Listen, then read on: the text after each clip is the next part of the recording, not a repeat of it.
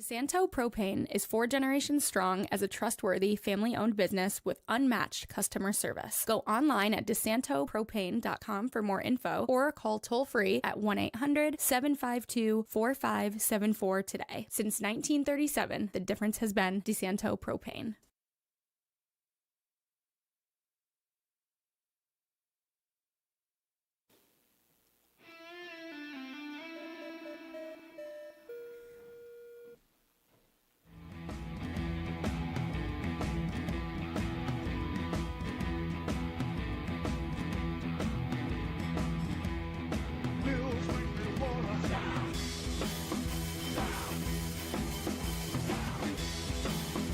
Hello, everybody. Welcome into Bills Weekly here on FingerLakes1.com. Paul Russo here. Jim Senecropi, Kyle Evans here as well. Recapping our first losing Monday of the season here for the Buffalo Bills. Falling to the Patriots last night in Orchard Park, 23-20 on Sunday Night Football. A lot to get to. Probably the most we've had to talk about really all season since doing our season preview. So, at least in that sense, looking forward to it. Everything else, though, not as great. So, more on that in just a second. But first, thank a couple more of our sponsors, including Nolan's Catering, planning a special event. Let Nolan's Catering help you curate your next occasion. Now booking special events at the Hotel Canandaigua, Tapestry Collection by Hilton on Lakeshore Drive, the Fallbrook House at Canandaigua Country Club, or Nolan's on South Main Street in Canandaigua. Nolan's is ready to curate a food and beverage package perfect for any occasion. From elegant weddings to corporate events and private parties, enjoy the moment knowing Nolan's has it covered.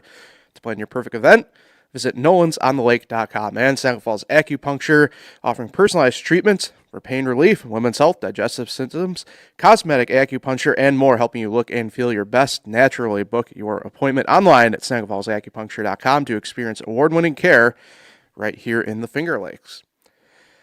All right, guys. Some people might need some acupuncture after last night with the Bills to get a little nice, calming, soothing relief here. As I mentioned, we've been looking for stuff to talk about here. And we have plenty to get to really today following the loss last night to Sunday night to the Patriots. So kind of want to start here. Just initial thoughts. I thought this was personally one of the worst games that we've seen the Bills play in at least probably a calendar and a half year, give or take. I mean, this was a pretty rough one. A lot, like I said, for me personally, I think there's a lot of stuff to get to. So just overall, just not a good game overall from the Bills. Yeah, that's what I find crazy, that they only lost by 3 points considering everything they did. The Josh Allen red zone interception, the Keon Coleman fumble in the first quarter at the 10-yard line that the Patriots only got 3 points from. The 11 penalties, 8 in the first half, constant offensive penalties, illegal formation calls, just stuff that you usually don't see this team have issues with. It just looked like they weren't as focused. They didn't really take the game as seriously as they should have, being it was a huge divisional game and they could have been up 3 games right now. Instead, they're only up a game. And without the tiebreaker. Yep, and the Patriots have a very favorable schedule, just like the Bills kind of coming up. They have the Saints, they have the Titans, and they have the Browns coming up. So not a good loss to have. I think they'd be better off if they lost next week in Atlanta than a divisional game like this. Especially at home. Yep. On Sunday Night Football. Get embarrassed by your former wide receiver Diggs, who had a huge game. Yep. And Everything but score. And you could look at a lot of things that the defense maybe didn't do wrong, but they held them to 23 points. I mean, this loss was on the offense. For sure. I mean, they score 30 points every game. They can at home against the Patriots. Maybe it was those stupid white jerseys that I hope they never wear again. Yeah. But, yeah, penalties, turnovers, and they only lost by 3. But maybe the most concerning thing to me was, okay, all that went wrong all game long, and now you got a chance to go down and win the game, and they couldn't get it done. And they left Drake Maye enough time, and then the Patriots just managed the end of that game perfectly, leaving the Bills no time on the clock, and they lost. So, and now the Bills have 7 of their next 10 games on the road, and they're only 1 game up in the division. Like I said, they don't have the tiebreaker against the Patriots, and they're not at the top of the AFC anymore. The Colts are. Yeah. Well, I do have good news, at least on one part for you, Jim. As far as I know, that's the only time they're wearing the rivals jerseys, as they're being called. So, yeah, there's that. It's apparent, at least as it stands right now, this is going to be a two-team race, at least in the AFC East, in terms of Yeah, there's no that. who's it going to be, right? It's going to be the Dolphins or the Jets. No, no, and we talked about it last week, right? This is a Patriots team that, at worst, is going to be just a pain in your side all year, and it kind of came to fruition a little bit. Yeah, it's weird. I guess maybe kind of start here a little bit. Tough to really pin this on the defense, really, at all this game. I mean, they frankly did what they had to do for the most part. Mentioned it like last week. It was a lot of bend don't break, but I mean, really, to be fair, you look at it from this angle of it, they give up only really 20 points up until that final drive, obviously, because, I mean, it's the final drive and the last of the game.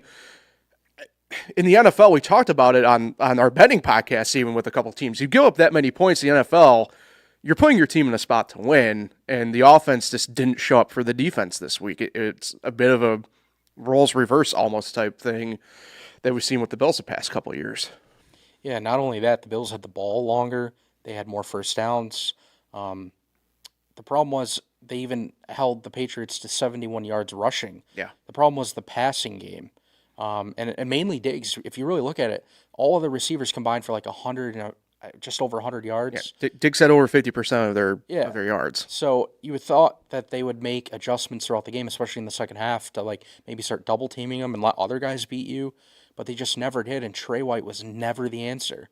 Every time he looked around, Trey White was chasing Diggs. Yeah. And a lot of Diggs' yards came after the catch, except a few ones down the sideline, of course. He could have easily had 2 touchdowns. You know, he's tackled at the goal line, and just had an absolutely monster game. But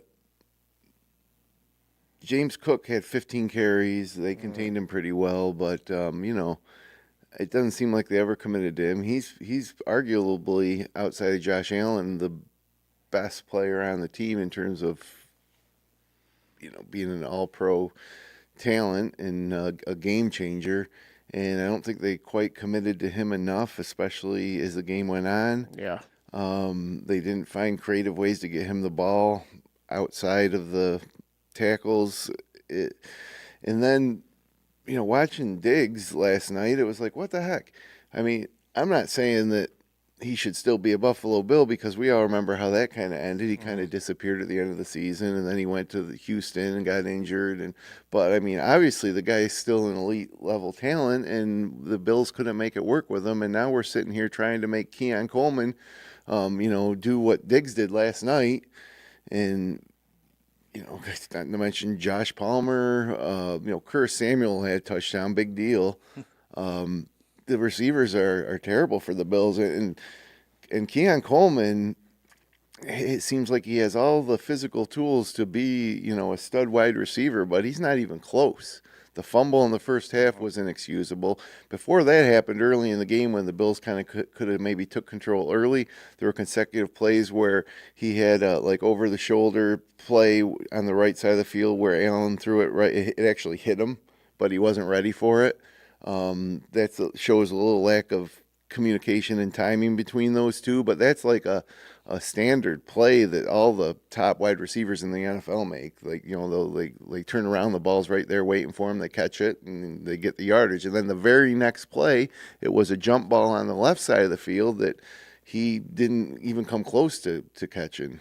So, you know, and you could say, well, he had the touchdown. Well, great, you know, he did. He's supposedly their number one receiver. You know, he should be having games like, you know, 80, 120 yards and 1 or 2 touchdowns, and be reliable in the big spots to go to. He did show flashes of that in the second half or late in the game, but it was too late, and the mistakes he made prior really hurt any chance that the Bills had to get momentum early in the game, you know, from, like I say, the fumble on the 10-yard line where he just did not protect the ball and got it punched out, to the missed opportunities in the first half. I just really disappointed in Keon Coleman.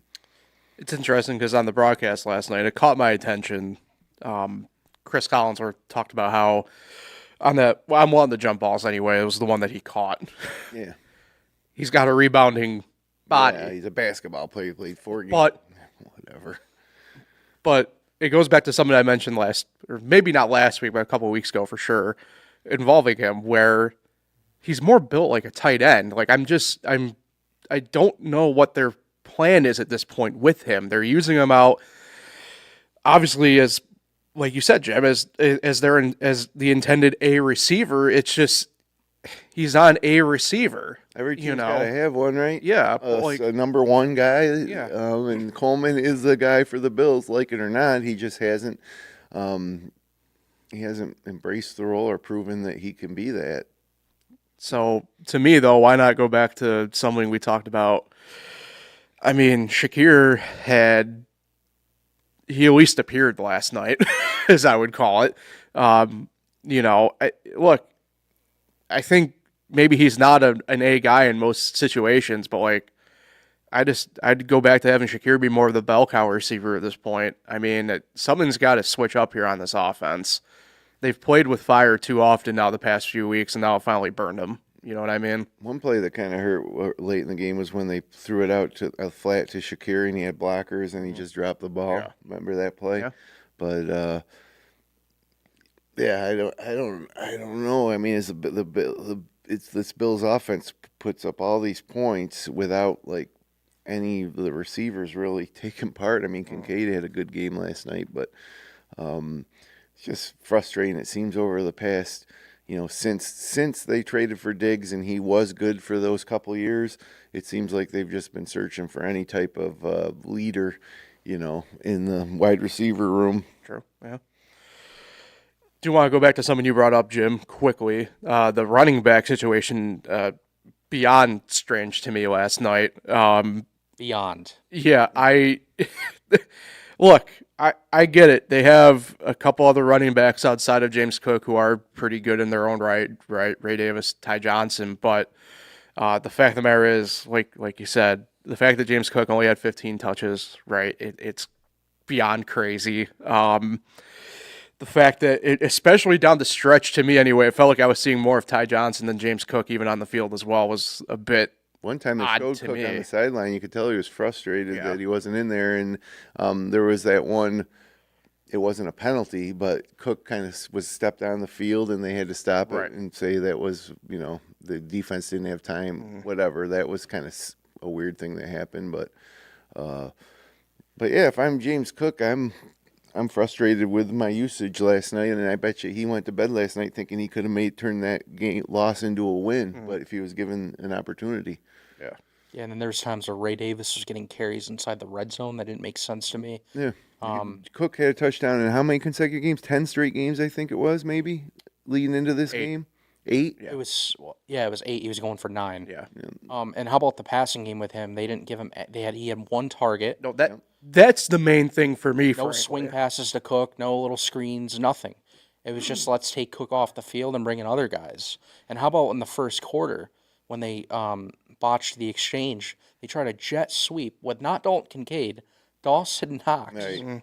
I mean, what is this play calling? And then, what was it, like a 1 or 2 plays later they run the flea flicker, which did work. But it's like, why are you running these cute trick plays in the first quarter, 7 minutes into the game? Yeah.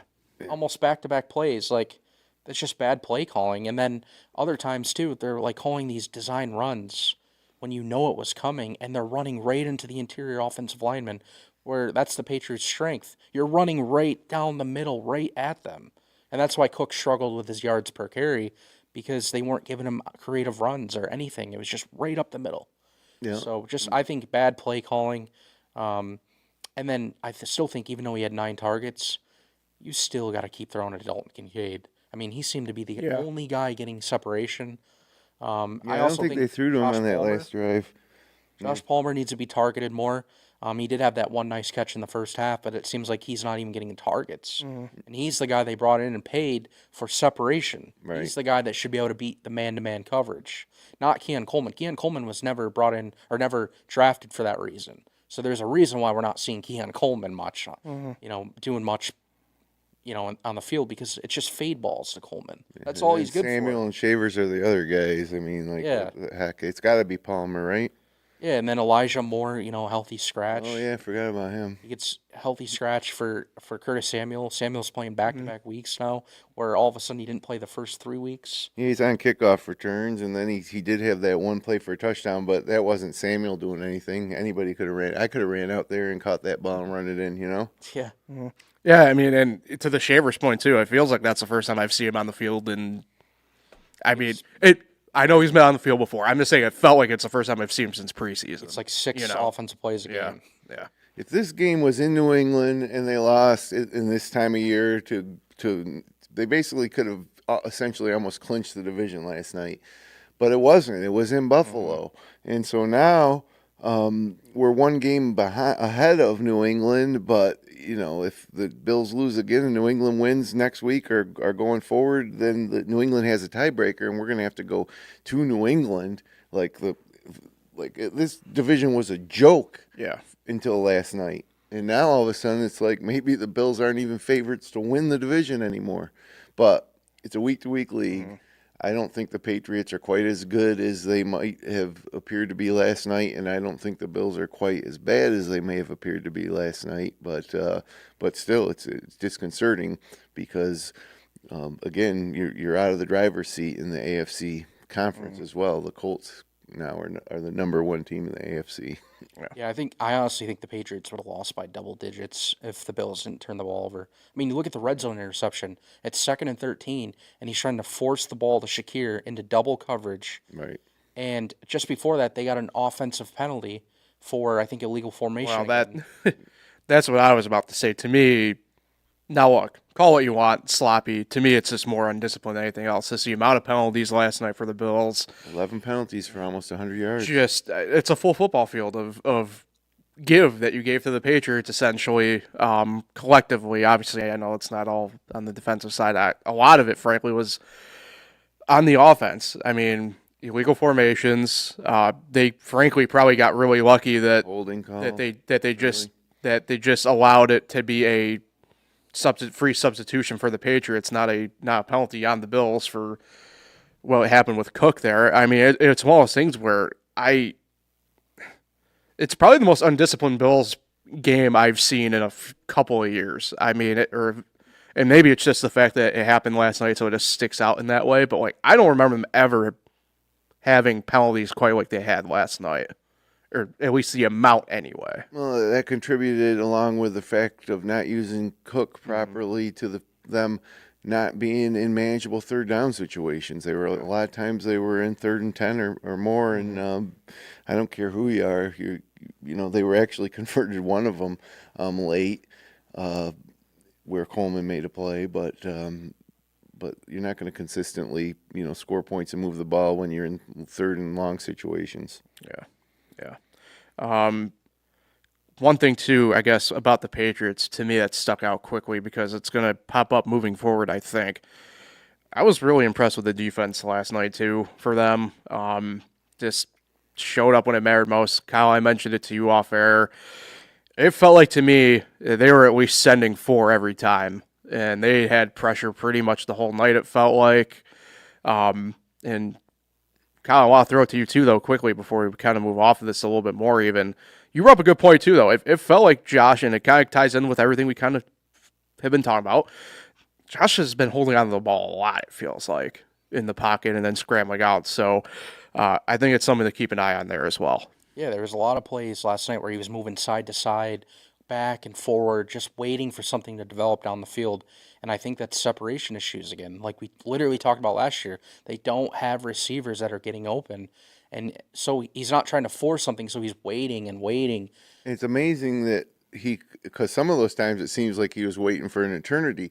He would break out of the pocket and have you could tell he had probably 2 or 3 seconds before anything could happen, and he couldn't find anyone to throw it to. And that he can see the whole field. His head's up, he can see the whole field.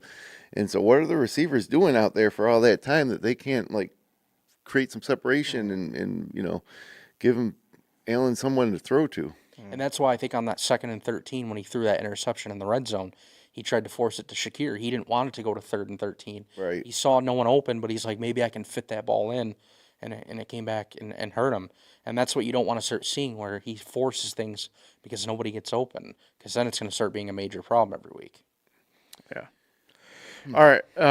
Been a bit of a name of the game type deal here for the past couple weeks. Injuries again kind of poked their head up a little bit. Matt Milano, pectoral last night, is the latest name to fully join the injury report once again here. Kind of feels like it's The biggest moment Milano had last night was when he was running up the concourse and Mike Tirico was calling that. That was crazy. Yeah.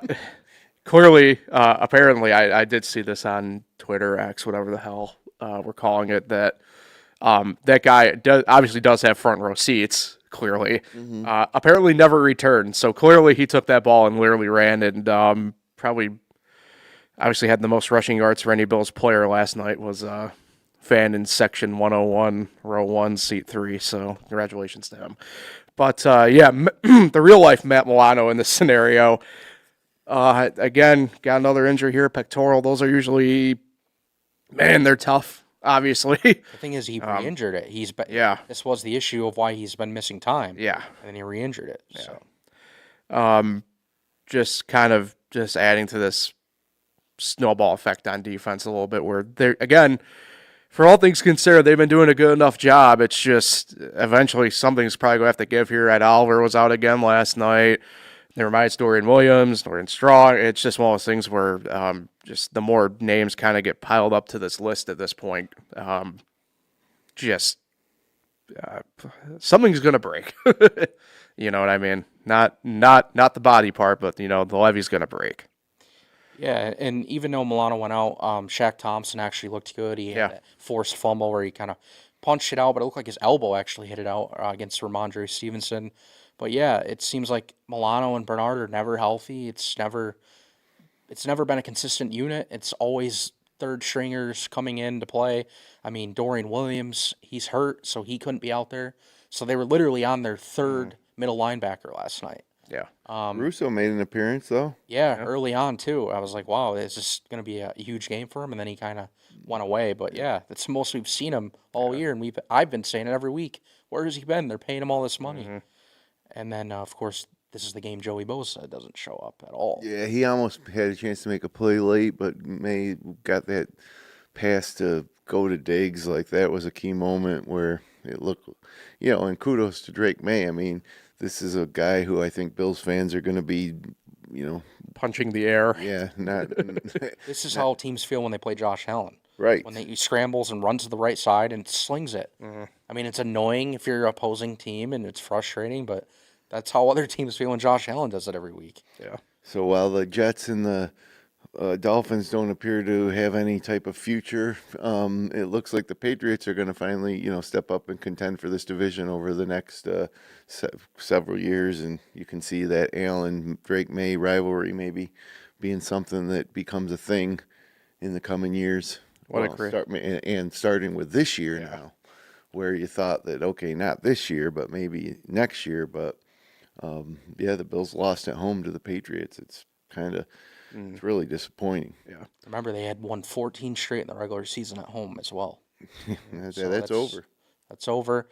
Then their 26-game streak of not losing the turnover battle, that was an NFL record because they lost the turnover 3-1 last night. So, yeah, just a lot of streaks that were snapped. The Cook touchdown streak was snapped. The Cook rushing yard streak was snapped. Basically, it was a streak buster last night in Buffalo. Yeah. Yeah, I go back to maybe something I said here, obviously, a few moments ago, and they've been playing with fire too closely the past couple of weeks, and it just finally caught up last night, frankly, more than anything else. Because they played a good team. Yeah. So, all right. Well, for the Bills, primetime games continue on this upcoming week.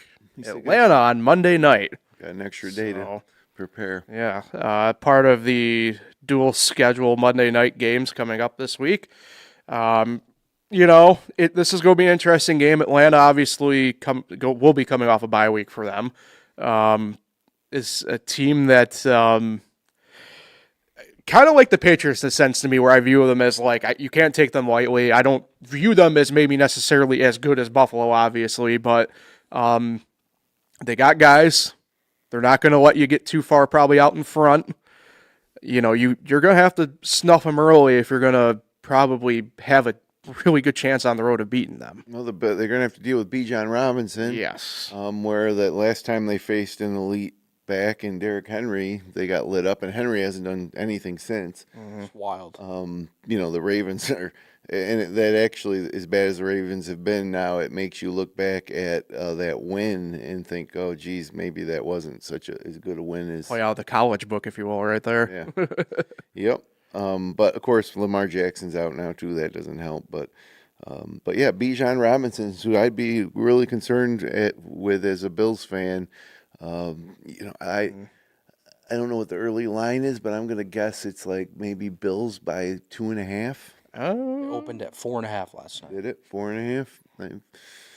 I'll say good because I can't even see that on my screen. They don't have it up yet for that. So, yeah, I mean, Bijan is. I'm gonna have to eat some crow personally. Look, he's their leading rusher and he's their leading receiver right now. He's having an awesome year. Obviously, Penix has had more good moments than bad. It's just one of those deals where this is a team that's. I feel concerned if you're Buffalo. They're better receivers than us, and like Drake London, and you can argue that Darnell Mooney's better than any of our second receivers. I mean, I don't want to trash Shakir, but I've never seen Shakir as like a number one. No, he's not. No, he's very important, but Keon Coleman or Drake London, Darnell Mooney or Josh Palmer. I mean, it's not even a contest. Yeah, I have a good Shakir analogy, but I don't know if it's an appropriate podcast. But okay. So I'm assuming, Kyle, you're not movie big on the. Okay, so. Well, look, I figured I'd double check here, but Shakir's kind of like Brad Pitt in the sense of like leading man looks, but probably technically like a character or actor type deal. You know what I mean? I don't know. I mean, I don't think he looks like a leading man. I think he's like been the nicest surprise from the Bills receivers in the past few years. Whereas, he's a guy that you can count on, and when he's not injured, he's their most reliable go-to guy. I don't know. I mean, he's like a Puka Nacua light. Yeah. Kind of. Yeah. I mean, he would be even better if some of the other receivers could take some, attention off the secondary. No, we're agreeing on what Shakir is. It's just they're trying to force a role on him. I don't think it's a proper role that he fits. Yeah, he shouldn't have to carry the receiving core and, be their go-to guy, but, it's weird. I think we were having the same conversation roughly 1 year ago today-ish, give or take. A year ago today, they lost in Houston. Literally a year ago. Badly. Like, they got blown out. And that was was that the second game after Baltimore, or was Baltimore? I know, but they did go in a slump. Yep. And now here we are looking potentially, a loss to Atlanta next week would be. But we were having, like I said, we're devastating to their. And then they traded for Amari Cooper. Right, that's later. That's what I was getting at. Trade for we were essentially having this conversation about them needing to go out and get somebody. You think they're going to do that again? They're going to go get Chris Olave. Do you think he's hold on? Wait, he's only making $2.3 million. Do we think he's going to be available? I mean, you never know. The Saints just coming off a win. Yeah, You at least try. I would think the Saints would make him near untouchable given what their game plan is right now. I think you're more apt to see. Man, I don't even know. I don't know. I don't think the market's even as good as it was last year. It's not like the market in was division. last year. So if you're looking at like Jets or Dolphins guys, because they're no good, they might. Well, that Dolphins one I think is more likely than Jets, only because they just might that thing just might be blown up here quick. Maybe they'll just sign Amari Cooper off the street. No. It's a joke, of course. Yeah. I mean, I don't know who's available. Do you call the Titans about like Calvin Ridley maybe? Shit, they're coming off a win too. I know, like that's the thing. Craziest win ever. No, that's the thing. Like I don't think the market's all that good. And it's not even like the market was good last year. I just don't even think it's a good market. Like, who do you go and get right now? I don't know. I think you gotta I don't think it would be right now anyway. Yeah. I think like a few weeks from now. Team Keon Coleman's got to man up and like he's got to win the jump balls. He's got to run better routes. He's got to be more consistent. That was embarrassing last night for all the Bills receivers and the Bills front office and coaching staff to have Stephon Diggs come in and just torch him for 140 yards. Really embarrassing. Yeah. Because he was a Bill and he could have still been a Bill. Mm-hmm. And obviously he's got the talent to do that. But going back to a couple years ago, I think that, the Bills became disenchanted with him because he was turned into that diva. And he really just went away when the Bills kind of needed him the most down the stretch. So I'm not saying they shouldn't have gotten rid of him, moved on to him. But how ironic is it that now he comes back with a divisional opponent and just almost personally hands the Bills their first loss of the season? Yeah. Yeah, it was essentially the same place, too, over and over again with that. But that's, I don't know. Hard to really blame the players when the coaching. That's the other thing, too, I want to ask. Look, full disclosure, I was in Philly all weekend. Last night after the game, I was out. Eagles are their undefeated team, too. They lost. Wow.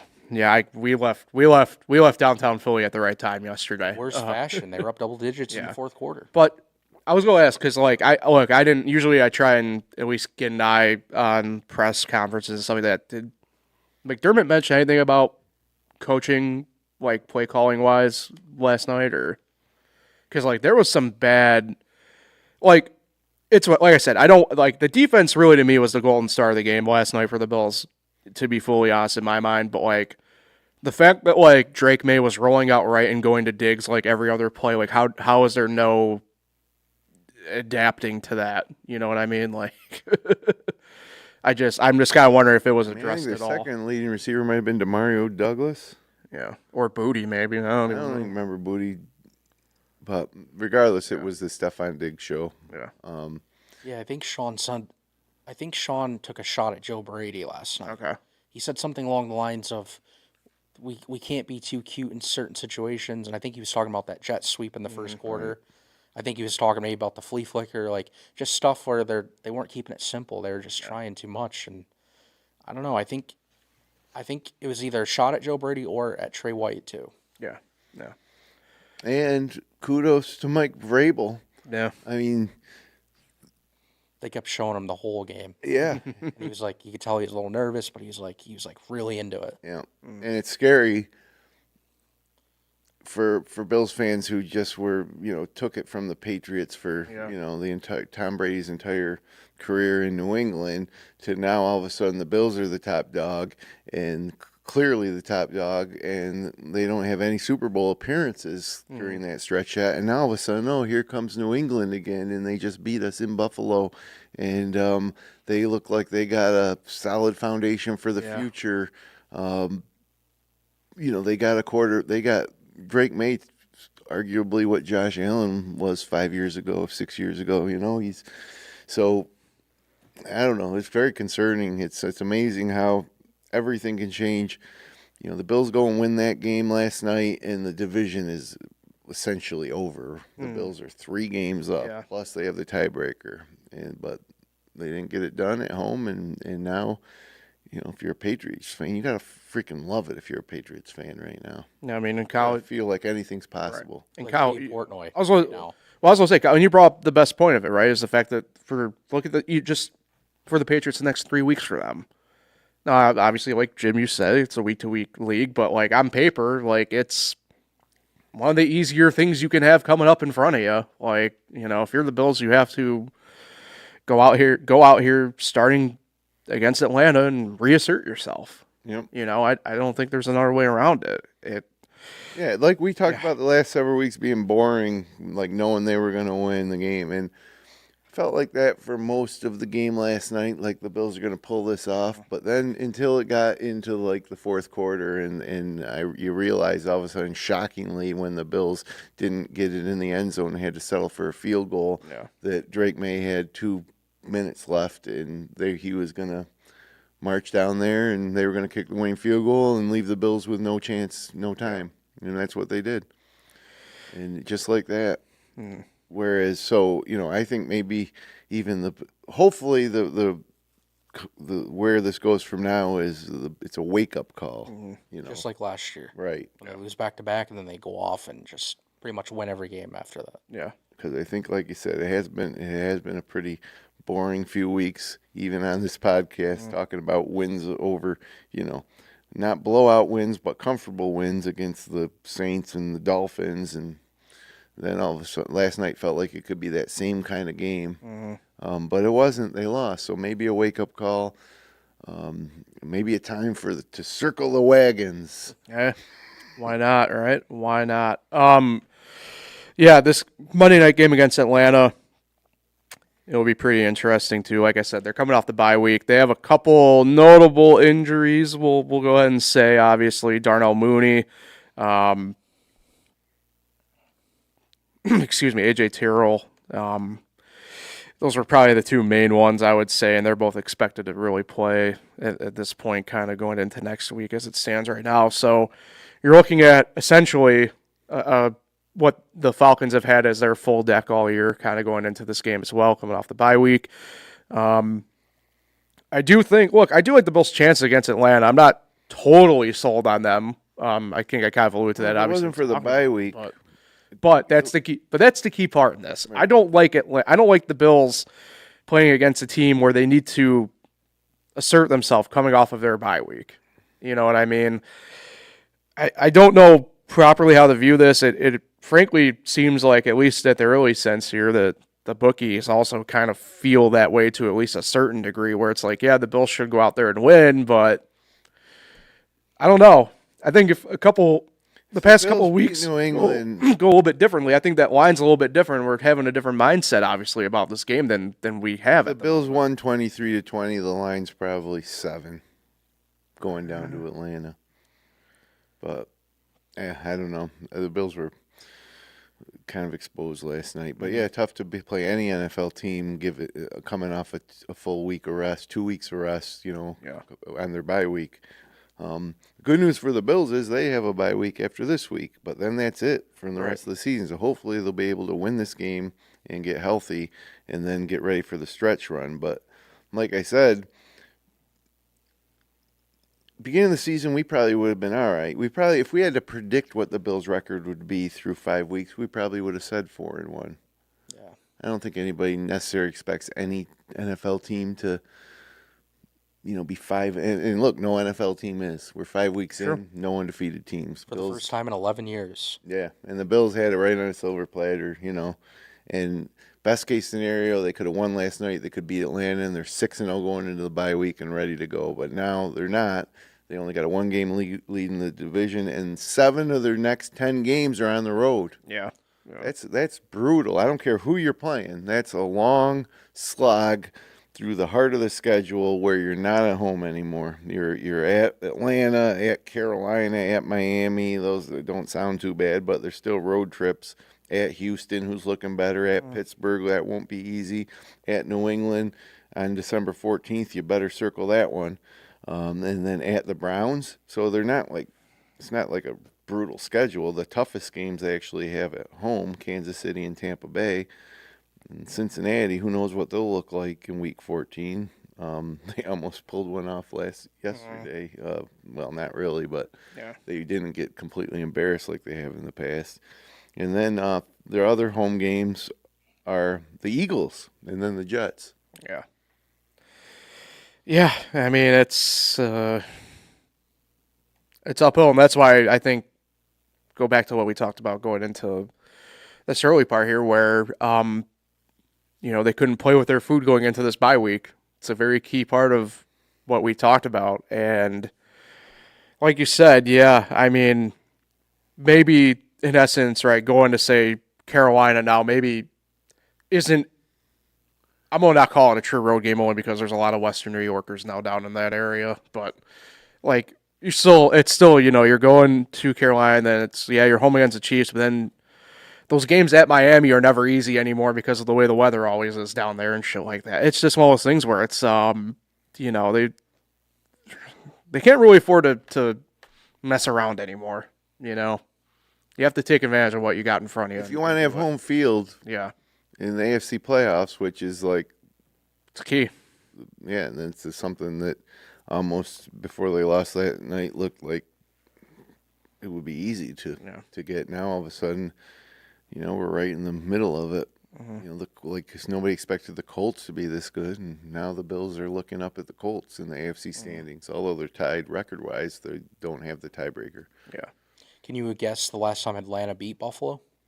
Remember, they only play like once every, 3-4 years? Last time Atlanta beat Buffalo was Norm Van Brocklin, the coach of the Falcons at that I'm time. going to say like 1970 something. That's what I was kind of thinking, something crazy like Not that. actually that far back. Okay, hold on. Now I'm going to take a proper guess here.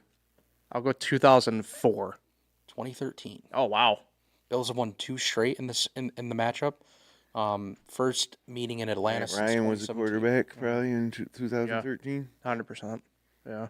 So they haven't been to Atlanta since 2017. The battle between E.J. Manuel and Matt Ryan that year. Predictions, I guess, then at this point for this Sunday? I'm going to say Monday. a tie. Monday, my bad, Monday. I'll say a Monday night tie. What? I'm kidding. I wrote last night this. I don't know. I mean, I don't know what to think about this game. I'll say Bills get back to the 30-point mark, and the Falcons get 20. So 30 to 20. Yeah. Okay. So it goes over. The over-under is 49.5. Gotcha. I guess I was in a similar neighborhood with my thinking. Part of me worries, though, because Atlanta's come off the bye. I do think the Bills get it done. It's just I really want them to assert themselves in this game. I just don't think it's going to happen in the sense of the way I want them to just go out and beat their ass. Hey, the Commanders put up 27 on them. Right. So with Marcus Mariota. So I do think the Bills win, but I'm going to go 31 to 24. I think they're going to be in a tight one again here, more or less. I feel like this will serve as a wake-up call for the Bills. As down as we've been on the performance, Josh, there's nobody I'd rather have than Josh Allen behind center for my franchise. I still think that the good vibes are there, and I think they're going to bounce back strong on next Monday night, and I think they're going to probably put up more points than they've put up all year against anyone. So that would put them at like 40, over 40. Mm-hmm. I'm going to say 42 to 24. All right. That would be fun. Yeah, I think it's going to be a fun game. I think it's going to be a fun bounce-back game. Yeah, I mean, I think we're all kind of hoping for the same thing here. It's just I think we all have a slightly different viewpoint of how it might actually go. So, And they've really done a good job, if you really look at it under Sean McDermott, of bouncing back after these brutal losses. Yeah. I mean, literally, we talked about it a lot last year. I mean, you go on the road in back-to-back weeks at Baltimore, at Houston, and you don't look anything like you did in the Like you first. shouldn't even be a playoff team at that Yeah. point, right? And then you come back after everyone was talking all that stuff about them, the receiver issues, all that, and they find ways to, go on that run. And I think they'll do something similar to that. And if Bills fans, fans of any team, just focus on that one team, but take a look around the league. I mean, it's nuts.